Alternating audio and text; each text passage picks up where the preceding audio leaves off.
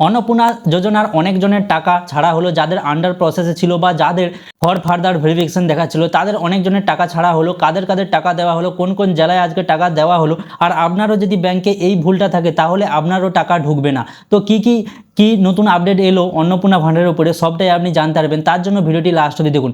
বন্ধুরা, আগে কি হয়েছিল, 17 থেকে 20 তারিখ পর্যন্ত টাকা দেওয়া হবে বলা হয়েছিল, যেটা জুলাই 10 তারিখ পর্যন্ত যারা যারা আবেদন করেছিল অন্নপূর্ণা ভান্ডারের তাদের টাকা ছাড়া হয়েছিল ভেরিফিকেশনের পর, যেটা 17 তারিখ থেকে 20 তারিখের মধ্যে বলা হয়েছিল, যেমন মুখ্যমন্ত্রী বলেছিল শুভেন্দু অধিকারী মহাশয়।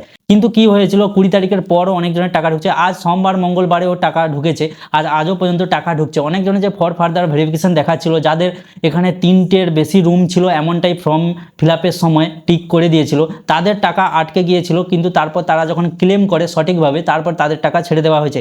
এমনও দেখা গিয়েছিল যাদের পরিবারে কি হচ্ছে, অনেকজন চাকরিভোগী বা পেনশনভোগী, আর এমনটাই হয়েছে যে অনেকজন গভর্নমেন্টের কাজ করে, কিন্তু কি হয়েছিল সেখানে তাদের যে গভর্নমেন্টের কাজ করে সেটা লিমিটেড সীমিতর জন্য, মানে তারা একটা গভর্নমেন্টের কাজ করে বা ধরুন গভর্নমেন্টের একটা চাকরি করে, সেটা কি হচ্ছে 5 বছর বা 7 বছর পার্মানেন্ট নয়, 5 বছর 7 বছর একটা যেটা এগ্রিমেন্ট থাকে, সেরকম যদি চাকরি করে থাকে তাহলে আপনি এক্ষুনি গিয়ে ওখানে ক্লেম করলে আপনার টাকা ছেড়ে দেওয়া হবে। আর যাদের আন্ডার প্রসেস ছিল না তাদের কি বলেছিল, এর আগের ভিডিওতেও আমি জানিয়েছি, আপনারও যদি স্ট্যাটাসে আন্ডার প্রসেস দেখায় তাহলে আপনাকে কি করণীয়, আপনাকে অপেক্ষা করতে হবে, আপনাকে কোনো ক্লেম করার বা কিছু করার দরকার নেই। হতে পারে যে আপনার এখনও ভেরিফিকেশন যাচাই চলছে, মানে ভেরিফিকেশন এখনও কমপ্লিট হয়নি, ভেরিফিকেশন কমপ্লিট হয়ে গেলে ওখানে হয়তো স্ট্যাটাস দেখাবে কি কারণে, না হয় ওখানে আন্ডার প্রসেসই থাকবে। ভেরিফিকেশন কমপ্লিট হয়ে গেলেই ওখানে হয় অ্যাপ্রুভ দেখাবে, না হয় কোনো যদি ভুল থাকে ওখানে ভুল যা কী বিষয় ভুল ওটাও জানিয়ে দেবে। আর মেন বিষয় হচ্ছে যাদের ডিবিটি লিঙ্ক নেই, তাদের এরার 1 বা ডিবিটি প্রবলেম, ব্যাঙ্ক প্রবলেম এরকম এরার দেখাচ্ছে।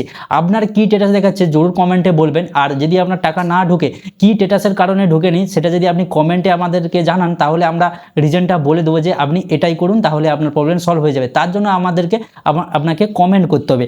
আর মেন বিষয় হচ্ছে যেটা অন্নপূর্ণা ভান্ডারের যেটা দেখা যাচ্ছে যে অনেকজনের জয়েন্ট অ্যাকাউন্ট দেখা যাচ্ছে, যেমন কি যে আপনার এবং আপনার স্বামীর সঙ্গে যুক্ত একটা এমন অ্যাকাউন্ট যেটা জয়েন্ট অ্যাকাউন্ট, আর সেই জয়েন্ট অ্যাকাউন্টে যে প্রাইম মেম্বার হতে পারে আপনার স্বামী, তাহলে কি হচ্ছে প্রাইম মেম্বার যদি পুরুষ হয়ে থাকে মানে স্বামী হয়ে থাকে, তাহলে কি হচ্ছে ওখানে ডিবিটি লিঙ্কের মাধ্যমে তখন এখানে সিস্টেমে এরার দেখিয়ে দেবে যে ওই ব্যক্তি ডিবিটি লিঙ্ক করা নেই। তখন আপনাকে কি করতে হবে, এম করে বোঝাতে হবে যে এই ব্যাংকের সঙ্গে আমাদের যে প্রাইম মেম্বারটা সে হচ্ছে আমার স্বামী হয় উমুক উমুক, না হলে আপনাকে কী হতে হবে ডিবিটি লিঙ্কটা পাল্টে আপনাকে অন্য কোনো ব্যাংকের সাথে লিঙ্ক করাতে হবে। না হলে জয়েন্ট অ্যাকাউন্টে এই সমস্যাটা দেখা যাচ্ছে, যাদের পুরুষ হলে যদি ডিবিটি লিঙ্কের মধ্যে পুরুষ হয়ে থাকে আর সেই পুরুষ যদি প্রাইম মেম্বার হয়ে থাকে, কারণ জয়েন্ট অ্যাকাউন্টে একজন প্রাইম হয় আর একজন হয়, তার জন্য কি হচ্ছে প্রাইম যদি পুরুষ হয়ে থাকে না, তাহলে কি হচ্ছে ওখানে সমস্যা হবে। তার জন্য কি হচ্ছে প্রাইম এখানে ফিমেল হওয়া চাই, মানে স্ত্রী হওয়া চাই, তাহলে এখানে কি হচ্ছে তখন ডিবিটি লিঙ্কটা সক্রিয় হয়ে যাবে এবং সঠিক হবে এবং তখন টাকা ছেড়ে দেওয়া হবে।